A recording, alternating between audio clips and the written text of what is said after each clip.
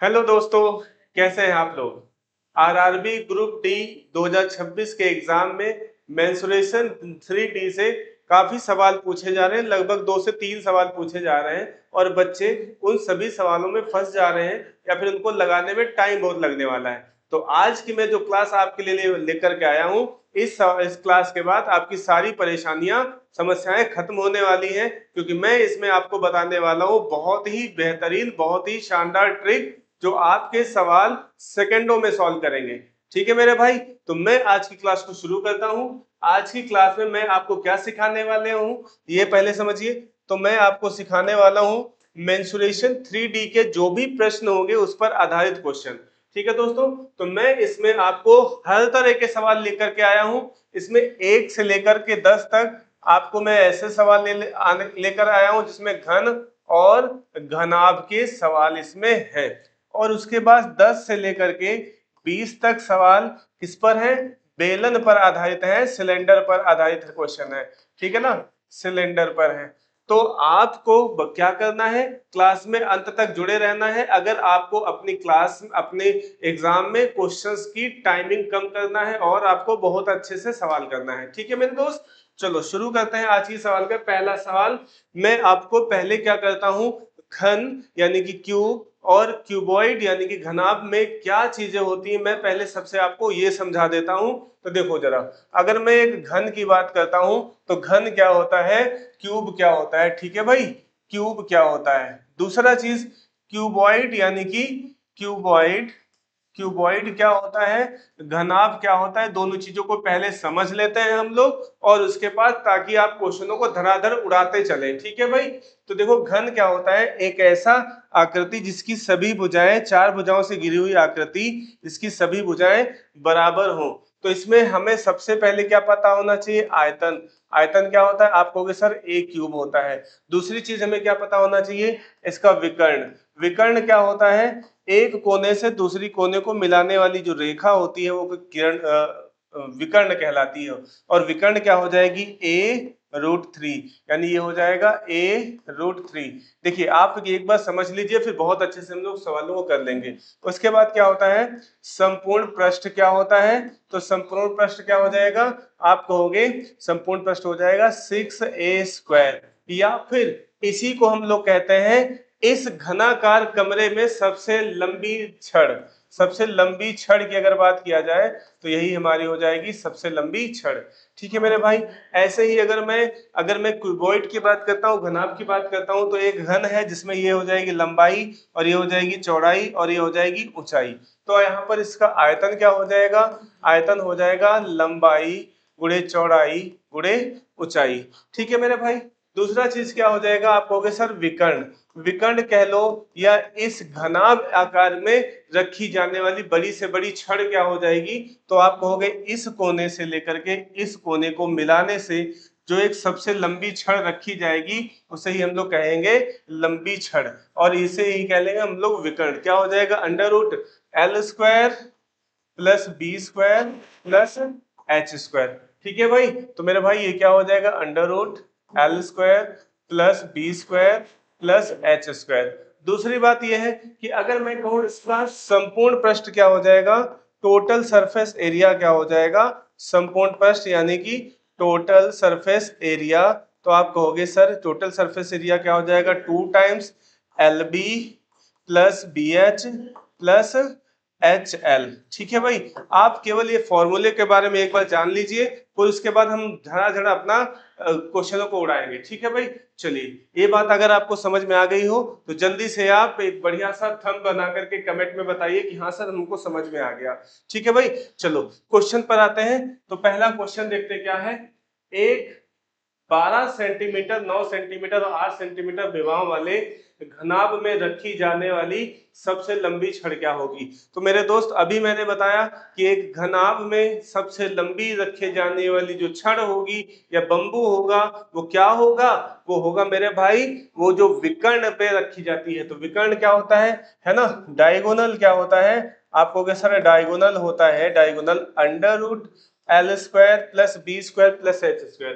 L² यानी 12 का स्क्वायर 144 हो जाएगा, प्लस 9 का स्क्वायर हो जाएगा 89, 9 का 81 और प्लस 8 का स्क्वायर हो जाएगा कितना 64। अब यहां से आप एक पास दो चीजें हैं, या तो आप करिए क्या, इन सभी को क्या कर लीजिए, इन सभी को कर लीजिए आप ऐड कर लीजिए। तो क्या हो जाएगा, आप यहां से सभी को ऐड करोगे तो क्या हो जाएगा 4 4 8 1 9। ठीक है भाई, तो 9 इकाई अंक कितना आ जाएगा, अगर आप इकाई अंक की बात करो तो इकाई अंक हो जाएगा 9। और अगर मैं इन सवालों में बात करूं 15 का स्क्वायर करता हूं तो इकाई अंक आएगा 5।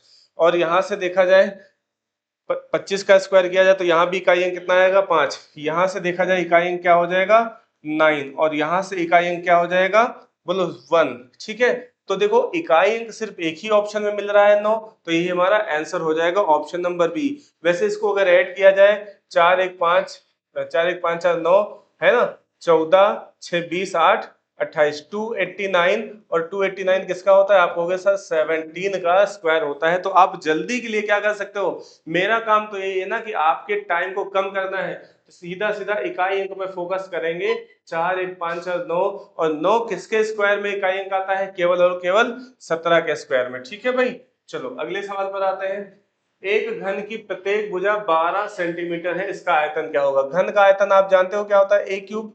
तो यहाँ पर लिखेंगे 12 गुणे 12 गुणे 12। अब आपको अगर 12 का क्यूब याद है तो तुरंत आप लगाओगे 1728, और अगर क्यूब याद नहीं है तो आप इकाई के अंक पर आ सकते हो। और इकाई का अंक मेरे दोस्त क्या होता है, देखो इकाई अंक 2 का 2 में गुणा करेंगे 4, और 4 का अगर गुणा करेंगे 2 में तो क्या हो जाएगा इकाई अंक 8 हो जाएगा। और 8 इकाई अंक आप देख पा रहे होगे सिर्फ एक ही ऑप्शन में है, ऑप्शन नंबर सी। ठीक है ना, बोलो समझ में आ रहा है कि नहीं, सी फॉर सीजेपी पार्टी। ठीक है, चलो अगली बार सवाल पे आते हैं। अगला सवाल ये है कि 3 सेंटीमीटर 4 सेंटीमीटर और 5 सेंटीमीटर भुजाओं वाले 3 ठोस घनों को पिघलाकर एक नया घन बनाया जाता है, नए घन की भुजा क्या होगी। देखो मेरे दोस्त, अगर मैं ये आपसे कहता हूं कि 3 घन है, ठीक है भाई 3 घन है, और वो घन कौन कौन से हैं, मैंने कहा एक घन ये हो गया, एक घन ये हो गया और एक घन ये हो गया। इन सभी घनों को पिघला करके एक बड़ा घन बना दिया जाए तो इस घन की भुजा क्या होगी। देखो अगर मैं इस सवाल की बात करता हूं तो इस सवाल में आपको पता है कि एक कह रहा है कि क्या है 4 सेंटीमीटर, और एक क्या है, एक है 5 सेंटीमीटर, और एक क्या है 3 सेंटीमीटर ये है, और इसकी भुजा मान लेते हैं ए। तो इन सभी का जो आयतन होगा इस वाले आयतन के बराबर होगा। तो देखो अगर मैं इन सभी का आयतन निकाल लूं तो 4 का क्यूब 4 चौको 16 चौको 64 64 हो जाएगा, प्लस 5 का क्यूब यानी 5 पचे 25 पंचे 125 हो जाएगा, प्लस 3 का क्यूब 3 3 का 9 तो 27 हो जाएगा, है ना। और ये किसके बराबर हो जाएगा, बड़े वाले आयतन के क्यूब के बराबर। तो मुझे तो यही बतानी है कि नए घन की भुजा क्या होगी, यानी मुझे क्या बताना है ए। अब मैं इकाई अंक पर आ जाता हूं। अगर मैं इन सभी को ऐड करता हूं तो देखो क्या हो जाएगा 4 5 9 9 7 16, है ना। इकाई अंक क्या हो जाएगा, इकाई अंक कितना आ जाएगा 6। बोलो भाई इकाई अंक कितना आ जाएगा 6। ठीक, अब मुझे बताओ अगर मैं 6 की बात करता हूं तो 6 इकाई अंक किसका आ रहा है, एक क्यूब वाले का। तो ऐसा कौन सा अंक है जिसका इकाई अंक 6 की इकाई अंक क्या मिलेगा 6। अगर मैं 7 का क्यूब करता हूं, अगर मैं 7 का क्यूब करूंगा तो इकाई अंक कितना मिलेगा 3 मिलेगा, यानी ये आंसर नहीं हो सकता। अगर मैं 12 का क्यूब करूं तो अभी मैंने 12 का क्यूब बताया 1728, यानी इकाई अंक कितना मिलेगा 8, यानी ये भी आंसर नहीं हो सकता। अगर मैं 8 का इसका क्यूब करूं तो 512, इकाई अंक कितना मिलेगा 2, इससे भी इकाई अंक मिलेगा 2, तो ये भी आंसर नहीं होगा। तो एक ही ऑप्शन बच रहा है 6, और यहाँ से इकाई अंक सिर्फ 6 ही आ रहा है। तो आप कह सकते हो इकाई अंक कितना हो जाएगा 6, और इन सभी को ऐड करोगे तो क्या हो जाएगा 216 ए क्यूब, तो ए बराबर क्या हो जाएगा 6। आपका सही जवाब क्या हो जाएगा, ए हो जाएगा मेरे भाई, बहुत ही शानदार तरीके से। ठीक है मेरे भाई, चलो आप क्या करना है, आपको अंत तक बने रहना है, और अगर चैनल पे पहली बार आए हैं तो मेरे भाई सब्सक्राइब करना है, लाइक करना है। ठीक है, चलो आगे बढ़ते हैं अगले सवाल पर। अगला सवाल क्या कह रहा है, एक घनाभ की विमाओं का अनुपात 1:2:3 है। इसका कुल पृष्ठीय क्षेत्रफल कितना है, कुल पृष्ठीय क्षेत्रफल 88 है, इतना है ना, 88 सेंटीमीटर स्क्वायर है। तो आपको एक बात मैंने अभी बताई थी कि जो घनाभ का संपूर्ण पृष्ठ होता है वो क्या होता है मेरे दोस्त, 2 times LB plus BH plus HL होता है, ठीक है ना। और ये कितना दिया हुआ है 88। अगर मैं इसको सॉल्व करता हूं तो ये हो जाएगा 44। अब मुझे बताइए, अगर मैं कहता हूं ये L का है, ये B का है और ये H, क्योंकि अनुपात में है तो अनुपात हटाओगे तो X लगाओगे, तो पहला हो जाएगा X, दूसरा हो जाएगा 2X और तीसरा हो जाएगा 3X। पहले में जब LB करोगे यानी X इंटू 2X हो जाएगा कितना 2X स्क्वायर, प्लस दूसरा B इंटू H यानी कि 6X स्क्वायर, और लास्ट वाला क्या हो जाएगा 3 इंटू एक्स यानी कि 3X स्क्वायर बराबर 44। आप मुझे बताओ 3 6 9 2 11, 11X स्क्वायर बराबर क्या हो जाएगा 44।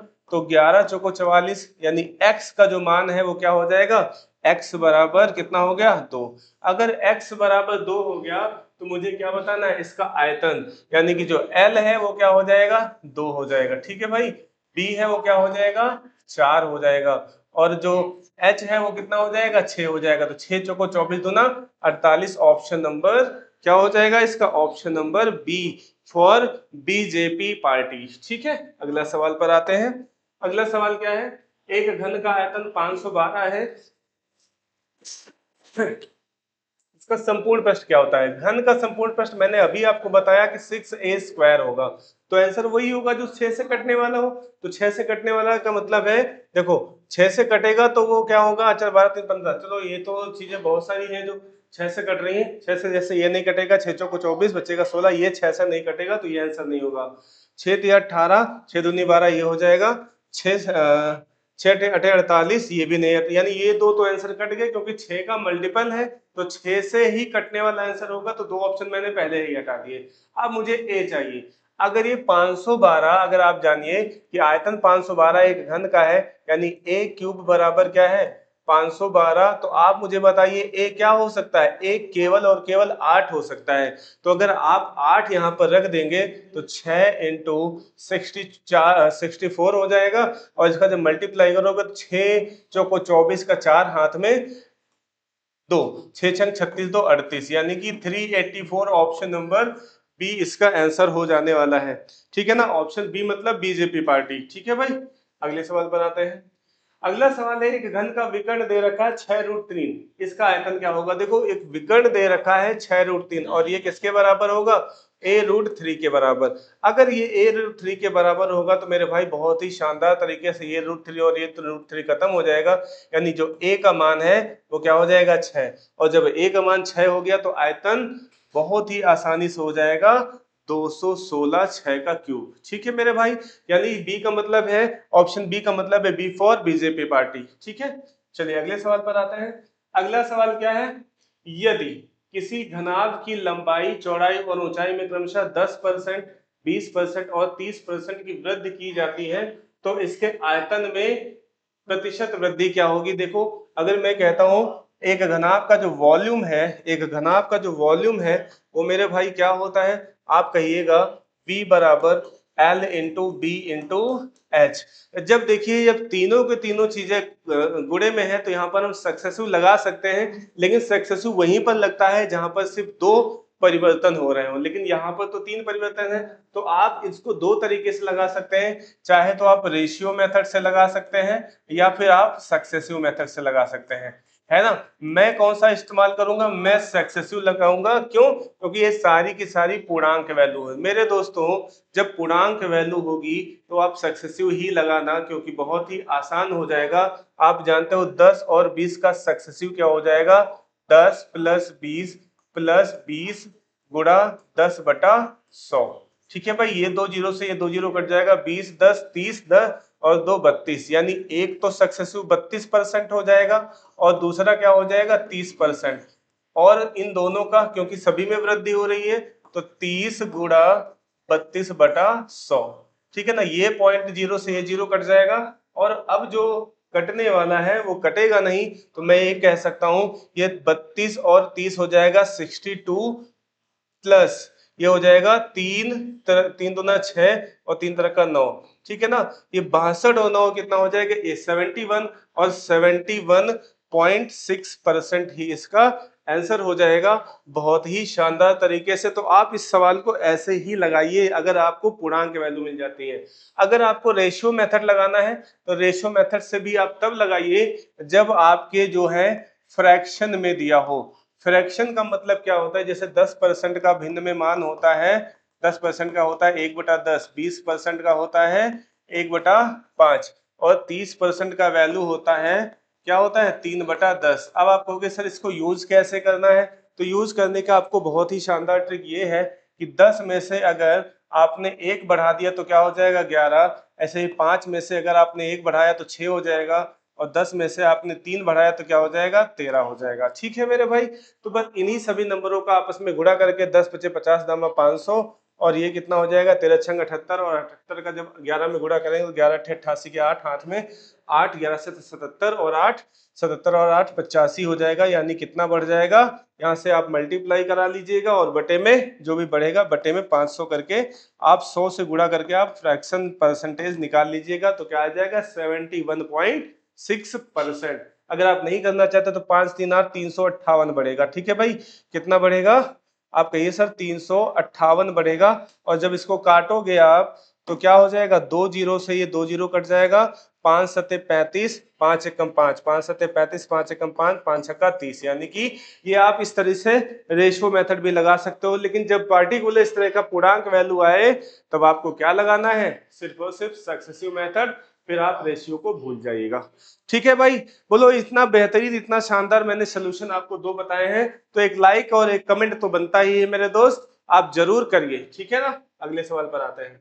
अगला सवाल क्या है मेरे दोस्त, यदि किसी घन की प्रत्येक भुजा को दोगुना कर दिया जाए तो उसके कुल पृष्ठीय क्षेत्रफल पर क्या पुराने क्षेत्रफल से अनुपात क्या होगा। अच्छा ठीक है, तो देखो अगर मैं नया और पुराने की बात करता हूं, नए और पुराने की बात करता हूं, तो मेरे भाइयों मेरे दोस्त एक बात मुझे बताओ, नया क्या है, नया क्या है, नया तब है जब भुजा को 2 गुना कर दिया गया, लेकिन उसके पहले पुराना तो भुजा क्या होगी a ही होगी, यानी इसका जो संपूर्ण पृष्ठ क्या होगा 6a²।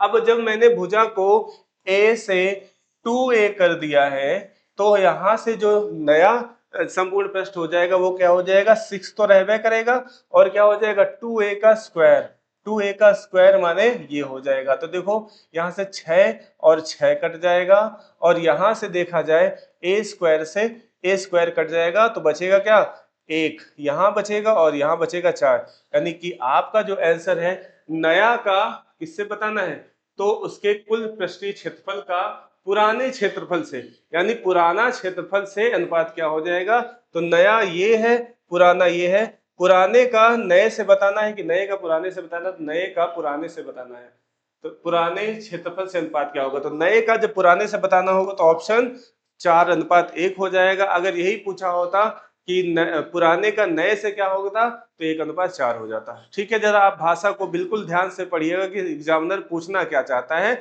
वो आपकी लंका लगाना चाहता है, तो आंसर हो जाएगा बी फॉर बीजेपी। ठीक है भाई, चलो आगे बढ़ते हैं, अगले सवाल पर आते हैं। अगला सवाल है 15 सेंटीमीटर, 10 सेंटीमीटर और 8 सेंटीमीटर विमाओं वाले घनाभ का कुल पृष्ठीय क्षेत्रफल क्या ज्ञात कीजिए। तो देखो मेरे भाई, कुल पृष्ठीय क्षेत्रफल जो होता है टोटल सरफेस एरिया क्या होता है 2 टाइम्स LB, 15 दामा 150 है ना, क्यों, क्योंकि इसको मैंने L ले लिया है। ठीक है भाई, क्या है ये हमारा L है, ये हमारा B है और ये हमारा H है।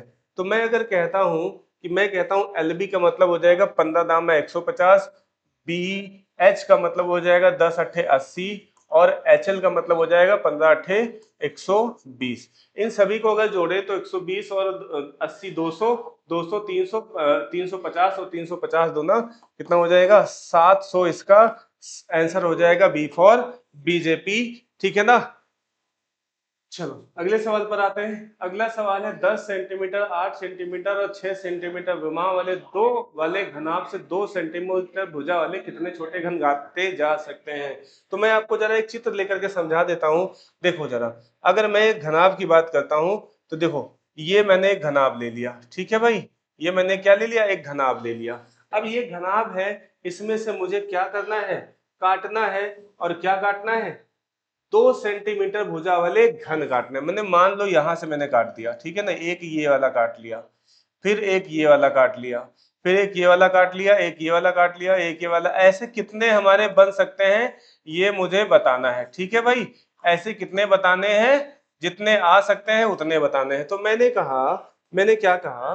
कहा कि ये जो घनाभ है इसकी लंबाई कितनी है, इसकी लंबाई है मेरे दोस्तों, मेरे भाइयों, लंबाई इसकी 10 है, चौड़ाई कितनी है, चौड़ाई 8 है, और ऊंचाई कितनी है, 6 है। इसमें जो हमने अंदर जो हमने घन काटे हैं वो दो दो के हैं, तो इसका जो आंसर होने वाला है वो देखो, जो बड़ा घनाभ है उसका आयतन क्या हो जाएगा, तो आप कहोगे 10 गुणे 8 गुणे 6। अब इसमें से ही क्योंकि 2-2 सेंटीमीटर वाले क्यूब काटे गए हैं, तो इन सभी का आयतन यानी 2 इंटू 2 इंटू 2 हो जाने वाला है। तो आप यहां से मुझे बताइए कि ये 2 से कटेगा तो 3 बचेगा, ये 2 से कटेगा तो 4 बचेगा, और ये 2 से कटेगा तो 5 बचेगा। बोलो हाँ कि ना, बिल्कुल सही बात है। तो 5 चौको 20 या 60, ऑप्शन नंबर ए फॉर आम आदमी पार्टी। ठीक है भाई, तो यहाँ पर ए फॉर आम आदमी पार्टी हो जाएगा ऑप्शन नंबर, बहुत ही बेहतरीन शानदार तरीके से। आप क्वेश्चन की बात कर लेते हैं। तो देखो मेरे भाइयों, अब क्वेश्चन आ गया है बेलन का, तो मैं जरा आपको एक बेलन का बढ़िया सा कॉन्सेप्ट पहले समझा देता हूं और फिर आपको सवाल उस पर कराता हूं, ठीक है ना। तो अगर मैं बताता हूं, मैं आपको बेलन की बात बताऊं, तो आप बेलन को समझिए, बेलन क्या होता है। बेलन की बात किया जाए, सिलेंडर, ठीक है ना, सिलेंडर, सिलेंडर का जरा कॉन्सेप्ट थोड़ा सा समझ लीजिए, कॉन्सेप्ट क्या होता है समझो जरा। कॉन्सेप्ट की अगर मैं बात करता हूं, अगर मैं कॉन्सेप्ट की बात करूं, तो देखो जरा, ये हमारा हो गया बेलन, ठीक है, एक मिनट, ये हो गया हमारा बेलन। बेलन अगर मैं लेता हूं तो क्या हो, देखो जरा, ये मैंने एक बेलन ले लिया, शिट, एक मिनट, हाँ ये हमारा बेलन है, ठीक है, ये हमारा बेलन हो जाएगा। तो मैंने एक बेलन ले लिया ऐसे इस तरीके से। अगर ये बेलन है हमारा, तो इस बेलन में ये जो मिड पॉइंट है, ये यहाँ से यहाँ तक की जो दूरी है ये क्या कहलाती है, व्यास कहलाती है, और मिड पॉइंट से इस यहाँ तक की दूरी रेडियस कहलाती है। ठीक है भाई, अब ये रेडियस हो गई, ये डायमीटर हो गया, तो d बराबर क्या होता है 2r, या r बराबर क्या होता है d/2। यहाँ पर d क्या है, व्यास है, और r क्या है, त्रिज्या है। ठीक है मेरा भाई, चलो अभी हम लोग बात करते हैं, यहां से इस पर जो ये पॉइंट से और इस पॉइंट्स की जो डिस्टेंस है उसे हम लोग h कहते हैं, जिसे हम यहां भी ड्रॉ कर सकते हैं और ये। ठीक है भाई, अब ये देखा जाए, ये एक सर्कुलाकार है और ये भी सर्कुलाकार है। तो सबसे पहले बात कर लेते हैं वॉल्यूम की, तो वॉल्यूम इसका हो जाता है पाई आर स्क्वायर एच। ठीक है, पाई आर स्क्वायर एच। अगर मैं इसके वक्र पृष्ठीय क्षेत्रफल की बात करता हूं, कर्व सरफेस एरिया की बात करता हूं, क्या होता है ये, हिंदी में से लिखेंगे वक्र पृष्ठ क्षेत्रफल। ठीक है, वक्र पृष्ठ क्षेत्रफल क्या हो जाएगा 2πr/h। ठीक है भाई, क्या होता है वक्र पृष्ठ एरिया, ये जो हमारा बेलन है, ये इसका वक्राकार जो एरिया है, जैसे कि हम कोई बोतल ले लेते हैं, बोतल में ये जो एरिया होता है इसी को हम वक्राकार एरिया बोलते हैं। ठीक है ना। और टोटल सरफेस एरिया क्या होता है, टोटल सरफेस एरिया यानी कि हम इसे संपूर्ण पृष्ठ भी बोलते हैं। संपूर्ण पृष्ठ का मतलब क्या है, वह भाग जिसे हम महसूस कर सकते वो भी, और जिसे हम टच नहीं कर सकते वो भी, यानी कि ये वाला जो भाग होगा ही, और नीचे और ऊपर वाला भी होगा, यानी कि 2πr होगा ही, प्लस r+h भी होगा। ठीक है मेरे भाई, तो इस तरह के ये इतने फॉर्मूले हैं, आपको बिल्कुल अच्छे से समझ लेना है, जान लेना है। ठीक है भाई, और इसी पर हम लोग आगे सवाल करेंगे। अगर मैं इसी में बताऊं खोखले बेलन की, तो खोखला बेलन क्या है हमारे पास उपलब्ध, देख लेते हैं।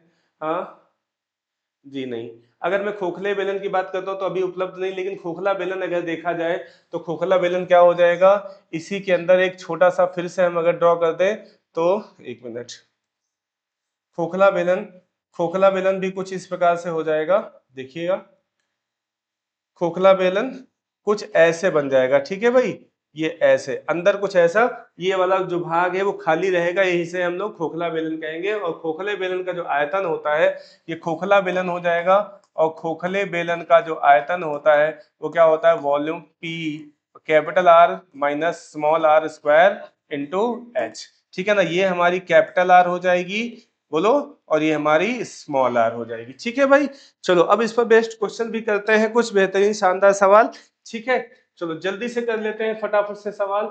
7 सेंटीमीटर त्रिज्या और 10 सेंटीमीटर ऊंचाई वाले बेलन का वक्र पृष्ठीय क्षेत्रफल क्या होगा, कर्व सरफेस एरिया क्या होगा। तो मेरे भाई मुझे बताओ 7 सेंटीमीटर त्रिज्या है और 7 सेंटीमीटर त्रिज्या के साथ साथ ऊंचाई है 10 सेंटीमीटर, तो आंसर क्या होगा, आंसर वही होगा, देखो जरा 2 पाई, पाई का मतलब होता है 22/7 इंटू आर, आर का मतलब क्या है, आर है 7 आपका और इंटू 10। देखो 7 से 7 कट जाएगा, 22 दूना 44, 44 धामा 440, यानी कि 22 दूना 44, 44 धामा 440, यानी option number B, B for BJP. ठीक है, अगले सवाल पर आते हैं। 14 सेंटीमीटर त्रिज्या और 5 सेंटीमीटर ऊंचाई वाले बेलन का कुल पृष्ठीय क्षेत्रफल क्या होगा। कुल क्षेत्रफल, कुल पृष्ठीय क्षेत्रफल पूछा है, तो 2 pi r h plus r, 2 pi r h plus r अगर देखा जाए तो यहां से देखा जाए ये जो 540 और ये जो 1800, ये तो आंसर बिल्कुल भी नहीं हो सकते क्योंकि जीरो यहां से कहीं मिलेगा नहीं, क्योंकि हमारा जो आंसर होता है 2 pi r h plus are, यही तो हमारा संपूर्ण पृष्ठ होता है, कुल पृष्ठीय क्षेत्रफल। तो एच प्लस आर की बात किया जाए तो 14 प्लस 5 कितना हो जाएगा, इसका मान तो हो जाएगा 19, है ना। और आर क्या दिया है, 14 दिया है, तो कहीं से भी हमें जीरो नहीं मिलने वाला है, तो हम अपने जीरो वाले ऑप्शन को हटा सकते हैं। तो अब बात कर लेते हैं, तो फिर आंसर क्या होगा मेरे भाई, तो आंसर वही होगा जो पहली बात तो 11 से कटे, है ना, 11 से कटने वाला देखा जाए ये भी है और शायद 11 कम 11 11, हाँ ये भी है, दोनों चीजें हैं। तो यहां से देखा जाए दूसरा क्या मिलेगा 19, तो 19 से कटने वाला ही हमारा आंसर हो जाएगा। तो 19 से अगर मैं इसको काटूं, 19 19 19 चौक 76, 19 55, 19 छक्का 114, 19 छक्का 114 और बचेगा कितना, 14 4 8, 14 4 7, नहीं ये बिल्कुल नहीं होगा, तो ये हमारा आंसर हो जाएगा, क्यों, 19 अट्ठे 152, 52 और कितना बचेगा, 52 5 57, 52, फिर 15 बचेगा, 19 अट्ठे 152, तो हमारा आंसर हो जाएगा बी फॉर बीजेपी। या फिर आप रख दीजिए 2 इंटू 22/7 इंटू आर यानी कि 14 और 19 प्लस 5, इसको काटेंगे तो 7 दूनी 14, 22 दूनी 44, दूना 88, ठीक है ना, 88 गुणे 19, 14 5 19, 14 5 19, ठीक है ना, इसको गुणा करेंगे तो आपका आंसर यही आ जाएगा, क्या हो जाएगा, ठीक है, बहुत सही से। अगले सवाल पर आ जाते हैं। अगला सवाल, दो बेलनों की त्रिज्याओं का अनुपात 2:3 है और उनकी ऊंचाइयों का अनुपात 5:3 है, उनके आयतनों का अनुपात क्या हो जाएगा। आयतनों का अनुपात का मतलब V1/V2। अगर मैं बात करता हूँ V1, पाई और पाई कट जाएगा, बोलो R² और H ही तो बचेगा, तो R1² अपॉन H1/R2² H2 यही हो जाएगा। देखो R कितना है 2, तो 2 का स्क्वायर 4 है ना, और गुणे H कितना है 5, ठीक है भाई। तो देखो 20 20 सिर्फ एक ही ऑप्शन में पहले नंबर पे मिल रहा है ए, तो आगे करने की जरूरत ही नहीं है, आप जल्दी से आगे बढ़ सकते हैं, फटाक से आगे बढ़ सकते हैं, कूद फान के आगे बढ़ सकते हैं, ठीक है भाई। लेकिन अगर आप पूरा सॉल्व करना चाहते हैं तो 3 का स्क्वायर 9 इंटू H कितना है 3, 9 3 27, तो आपका आंसर हो जाएगा 20/27, ऑप्शन नंबर ए, आम आदमी पार्टी। ठीक है भाई, चलो आगे बढ़ते हैं। आगे सवाल पर आते हैं। एक बेलन का आयतन 1540 दे रखा है और इसकी त्रिज्या 7 दे रखी है, बेलन की ऊंचाई क्या होगी। तो देखो बहुत ही आसानी से 22/7, क्योंकि पाई आर स्क्वायर होता है और इसकी त्रिज्या कितनी है 7, यानी कि 7 इंटू 7 और H पूछा गया है, तो हम इस पर रख देंगे, ये किसके बराबर हो जाएगा 1540 की। देखो इसको काट देंगे, जो कटने वाला है, क्या कटने वाला है, देखो जरा मैं इसको काटता हूं, तो 22 7 154 होता है ना, 7 से एक 7 कट जाएगा, 7 धामा 70, यानी आपकी जो ऊंचाई है वो क्या हो जाएगी 10, और 10 कौन सा में है, ऑप्शन बी फॉर बीजेपी।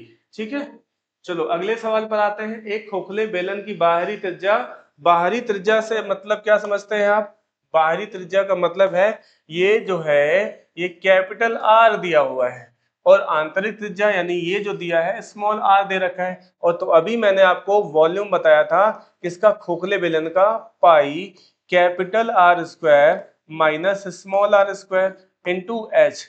अब देखो ये ए स्क्वायर और माइनस बी स्क्वायर फॉर्मूले पर चल जाएगा काम, तो मैं इसको भी लिख सकता हूँ pi capital R plus small R एक ब्रैकेट में और capital R minus small R एक ब्रैकेट में इंटू एच। अब जब इसी फॉर्मूले में आप रखिएगा तो आप देखेंगे क्या देखेंगे, एक तो हो जाएगा पाई ऐसे ही रहने दो, है ना, 10 8 18, है ना, 10 8 18 होने वाला है, और क्या होने वाला है, 10 में से जब 10 में से 8 जाएगा तो बचने वाला है कितना, 2, यानी 18 दूना 36। ठीक है भाई, 18 दूना 36, क्या मैं सही कह रहा हूँ? हाँ जी बिल्कुल सही कह रहा हूँ। तो यहाँ से देखा जाए आयतन धातु का आयतन ज्ञात करना है तो क्या हो जाएगा, पाई 10 8 18, 10 में से 8 गया, 2 बचेगा, और अच्छा इंटू एच भी दे रखा है, इंटू एच, एच कितना है 14।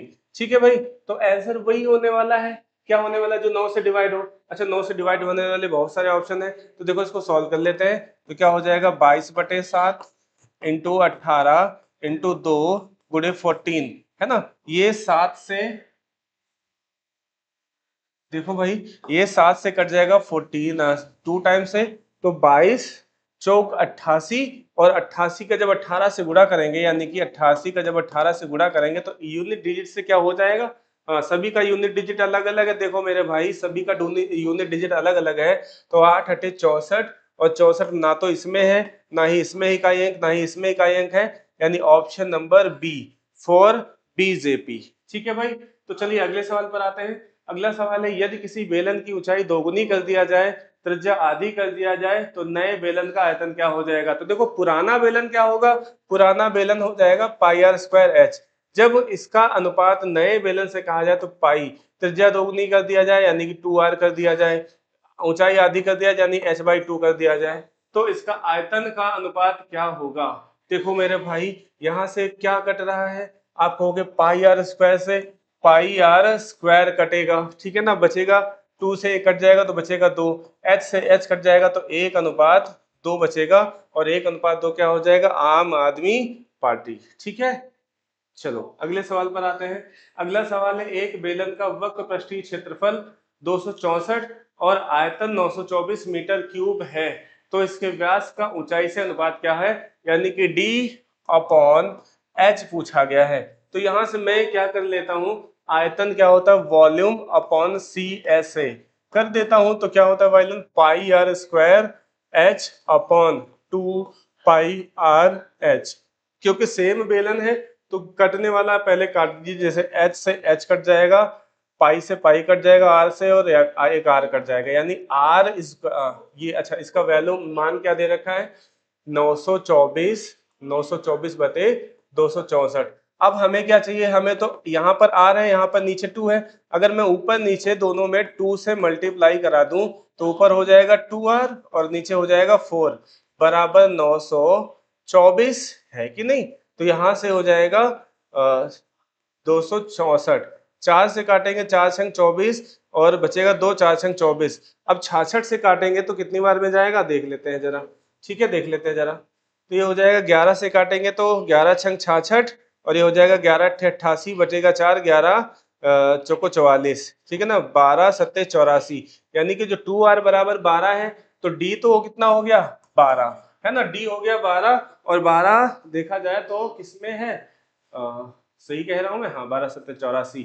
ठीक है, h कितना होगा, जरा h की बात कर लेते हैं, 2 pi r h, 2 pi r H अगर मैं कहूँ 2 पाई आर एच क्या होता है, तो देखो यहां से देखूं मैं 2 pi r h, 2 r into pi, 2 pi i into h, h हमें पता नहीं है, और ये कितना दे रखा है 264, 264 दे रखा है। देखो 2r की जगह पर हम क्या दे सकते हैं 12, है ना, पाई की जगह पर 22/7, 22/7 इंटू एच, ये बराबर 264 के हो जाएगा, तो ये हो जाएगा 12, 12 पंचे 60, है ना, नहीं 2r 12, 2 pi r h, 2 pi r H कितना दे रखा है, 2 पाई आर एच 264, तो यहाँ से 2r का वैल्यू तो हमारा यही है ना, 12 ही तो है, हाँ 12 है, 22/7, तो यहाँ से देखा जाए 22, h बराबर क्या होने वाला है, हम्म,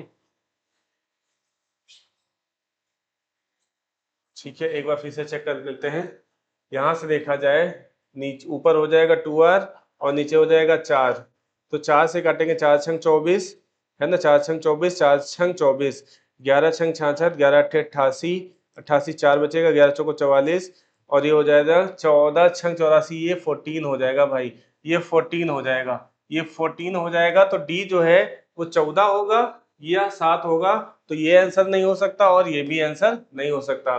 तो अगर मैं इसकी बात कर रहा हूँ तो 2 पाई आर एच बराबर क्या दे रखा है 264। अगर इसमें मान रख देता हूँ तो 2r का वैल्यू तो मैं 14 रख सकता हूँ, है ना, 2r का वैल्यू 14 रख सकता हूँ, इंटू एच हमें बताना है, इंटू 22/7। ठीक है ना। तो चलो इसको सॉल्व करते हैं। तो ये 7 दूनी 14 हो जाएगा, और ये हो जाएगा 11 दूना 22, 11 दूना 22, 11 चौको 44, 4 छंग 24, यानी ये हो जाएगा 6। तो ये हो जाएगा 2 सते 14, 2 तिया 6, option number B for BJP. ठीक है, तो ये हमारा आंसर हो जाएगा। अगले सवाल पर आते हैं। 9 सेंटीमीटर त्रिज्या वाले तांबे के एक गोले से 2 mm त्रिज्या वाला एक तार खींचा जाता है। अच्छा ये देखो सेंटीमीटर में दे रखा है, ये mm में दे रखा है, तो इसको 10 से डिवाइड कर देंगे तो हमारा जो है ये भी सेंटीमीटर में बदल जाएगा। ठीक है, तार की लंबाई ज्ञात करना है। तो देखो गोले का आयतन होता है 4/3 पाई आर क्यूब। अच्छा पाई आर क्यूब, आर कितना है 9, तो 9 का हम लोग क्यूब कर देंगे और ये बराबर पाई आर स्क्वायर। आर कितना हो जाएगा 2/10 गुणे 2/10 और इंटू एच हमें बतानी है, लंबाई बतानी है। ठीक है भाई, चलो बहुत ही शानदार तरीके से देखा जाए। हाँ क्या हो जाएगा, देखो क्या जो कट रहा है काटेंगे, 2 दूनी 4 से ये 4 खत्म हो जाएगा, पाई से पाई खत्म हो जाएगा। अच्छा देखो 3 तरह का 9 दिया 27, और 27 को सॉरी 9×9 = 81, 81 इंटू 9 लिख देंगे और यहाँ से /3 इक्वल टू h/10 गुणे 10। ठीक है, तो यहां से अगर देखा जाए, ये देखो ये कट जाएगा 3, ये हो जाएगा कितना 243, 243 सेंट, और ये गुणे 100 सेंटीमीटर, और इसको जब मीटर में बदलेंगे तो 100 से भाग देंगे, ये खत्म हो जाएगा। तो option number B for BJP हो जाएगा, क्योंकि सेंटीमीटर में नहीं बताना है, मीटर में बताना है, और मीटर में बदलने के लिए हम लोग क्या करेंगे 100 से क्या कर लेंगे। ठीक है, चलिए अगले सवाल पे आते हैं। अगला सवाल है, यदि बेलन की त्रिज्या में 20% की वृद्धि और ऊंचाई में भी 10% की कमी हो जाती है तो आयतन में प्रतिशत वृद्धि क्या हो जाता है। अच्छा बेलन का आयतन होता है पाई आर स्क्वायर एच, आर 2 बार है तो 20% प्लस 20%, और कमी क्या है एच में, क्या है एच में कमी है, यानी कि माइनस का 10%। अब देखो सभी के सभी पूर्णांक वैल्यू हैं, जब सभी के सभी पूर्णांक वैल्यू होती हैं तो मैंने कहा था सक्सेसिव लगा देना, सक्सेसिव मेथड लगा देना। क्या होता है सक्सेसिव मेथड, देखो इन दोनों का पहले सक्सेसिव लगा लेंगे तो 20 20 40 और 40 4 44% हो जाएगा।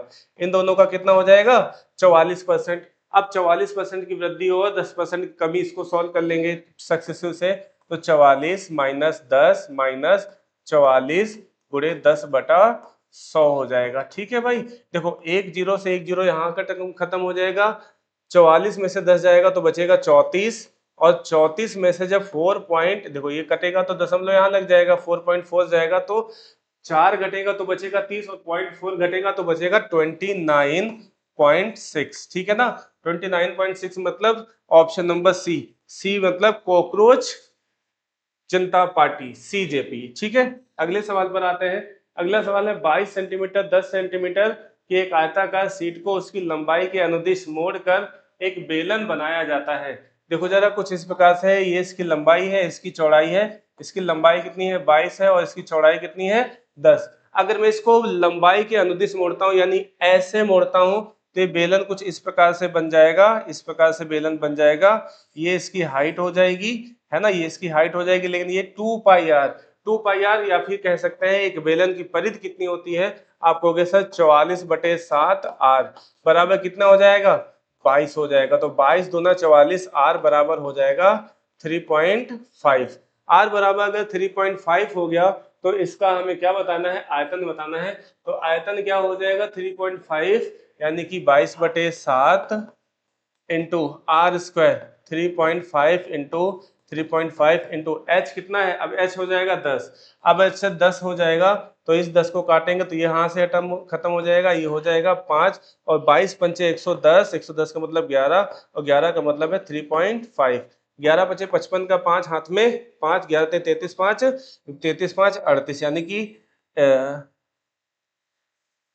38.5, 38.5 क्या हो जाएगा option number B for BJP. यहाँ पर कुछ गड़बड़ी हो रही है, क्या हो रही है जरा देख लेते हैं। अच्छा ये पॉइंट हट जाएगा, पॉइंट हट जाएगा क्योंकि यहाँ से मैंने पॉइंट पहले ही हटा लिया था। ठीक है ना, ये पॉइंट हट जाएगा। पॉइंट हटेगा कैसे, क्योंकि मैंने 22 पंचे 110 कर लिया था, है ना, 110 का ये जीरो, ये पॉइंट हटा देगा। ठीक है भाई, तो option number B for BJP party. तो आज की क्लास आपको कैसी लगी आप कमेंट में जरूर बताएं। ठीक है ना, अगली क्लास में आपको हम जो बचे हुए क्वेश्चंस हैं, है ना, 50 क्वेश्चन की शीट मैंने तैयार करी है, बचे हुए क्वेश्चन अगली क्लास में करा देंगे। तो आज की क्लास के लिए थैंक यू, धन्यवाद।